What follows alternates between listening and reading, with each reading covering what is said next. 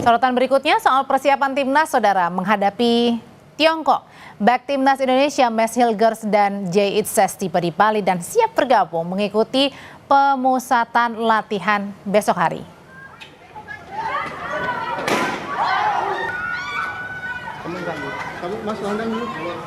Mes saudara baru tiba karena baru melakoni pertandingan bersama klubnya FC20 pada hari Minggu kemarin.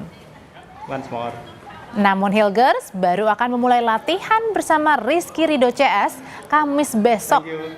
Karena hari ini pemusatan untuk pelatihan diliburkan.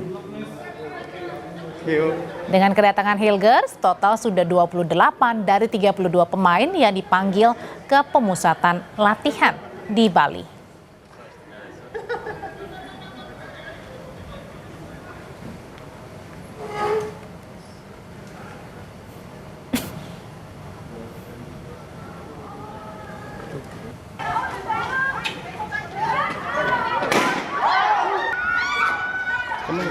Kamu Mas landang dulu, Mas.